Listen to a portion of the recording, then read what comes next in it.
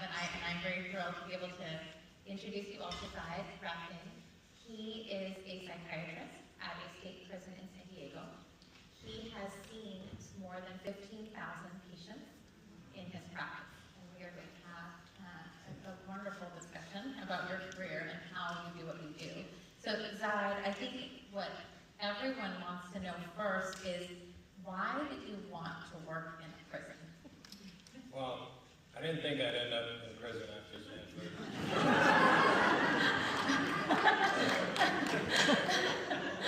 It's like the bank robber, you know, when they asked him why he robs banks, he said, you know, that's where the money is. Prisons are where most of our severely mentally ill are in this country. And, you know, most of them have not had adequate treatment. Most of them are going to be back in our communities, so we can't ignore them. I also wanted to see if all those TV shows about prison were accurate. And are there positive things about providing psychiatric care in a prison environment? Yeah, you make a difference. I don't have to deal with any health insurance issues. I don't have to prescribe most controlled medications. My patients live within walking distance. And I can take as long as I want in my appointments. No one's breathing down my neck to, you know, finish. Yeah. But, you know, barring the walking distance, you could have done a lot of that as a private, like, cash.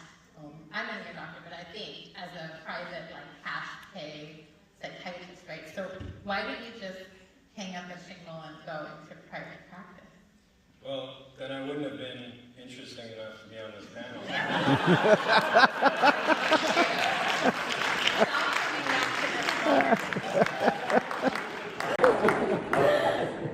Well, you still have to deal with insurance unless you take cash only, and you know that's not the kind of doc I want it to be.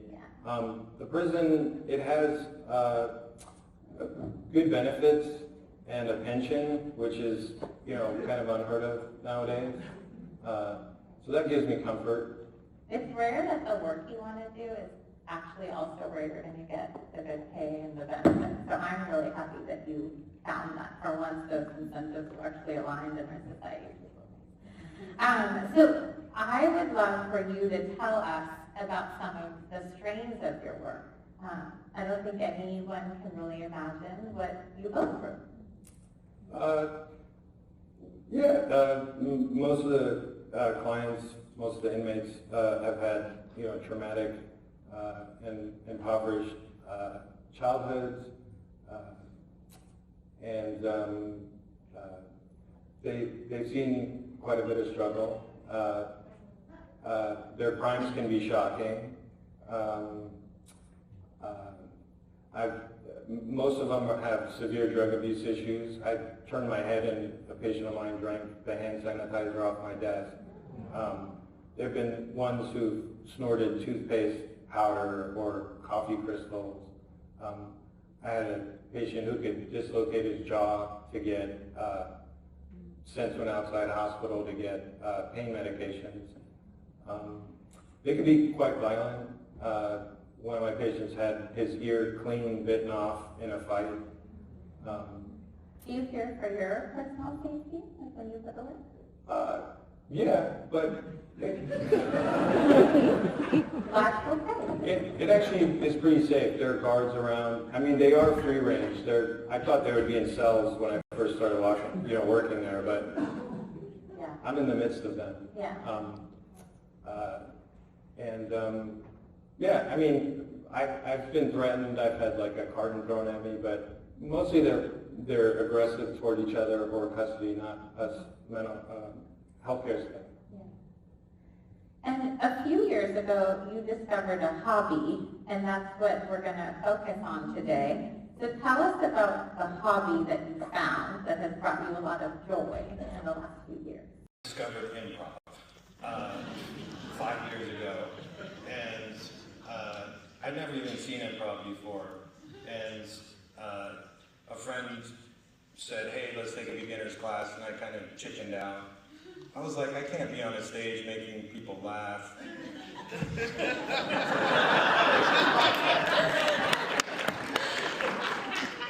And, I took a class, and it turned out, it's really about being in the moment. The whole thing is about kind of shedding the, internal and external constraints we put on ourselves to kind of be spontaneous.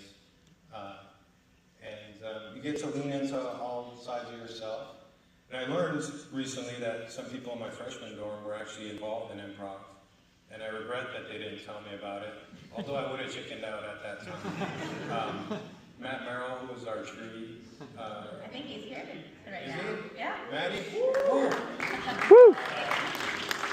And Jen Cho, who actually is, there she is. She's leading a workshop called Improv for Lawyers, although she says it's open to everyone tomorrow, so please join for like an hour of fun.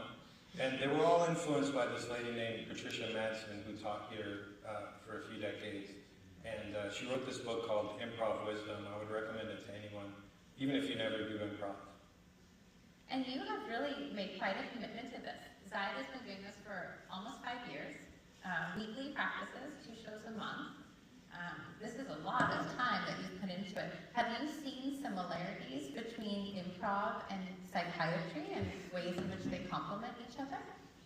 Yeah, you have to listen closely, like a small detail can become the main story. You have to develop a relationship. You have to have trust, take risks, make mistakes, and build something together. Can you give us an example of how improv has impacted, like an actual clinical encounter or impacted your work in general? Yeah, although the thunder from this vignette was taken away during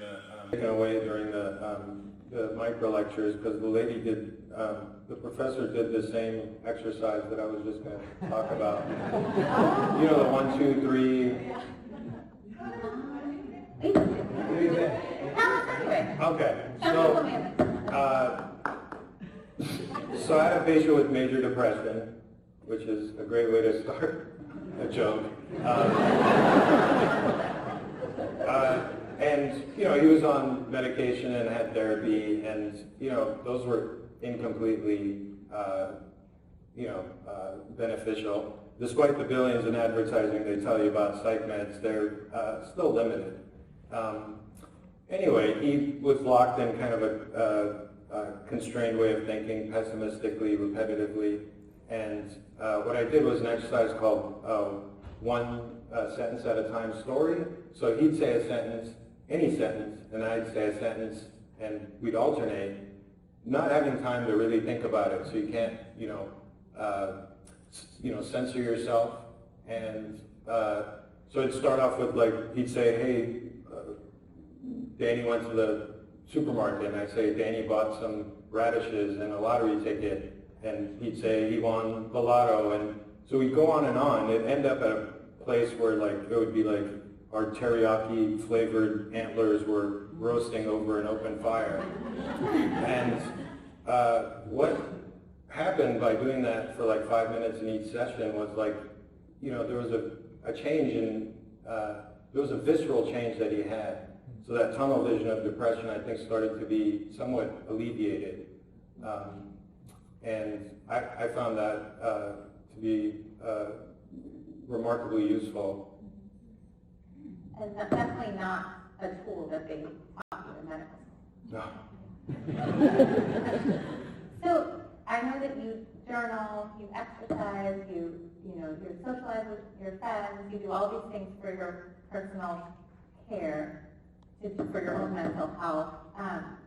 Why did you need improv? Like, why did you need something else? And what did it really give you? I kind of felt burnt out. Psych meds haven't had a big advance for decades. The talk therapies, they can be effective, but the results can be slow and difficult to see.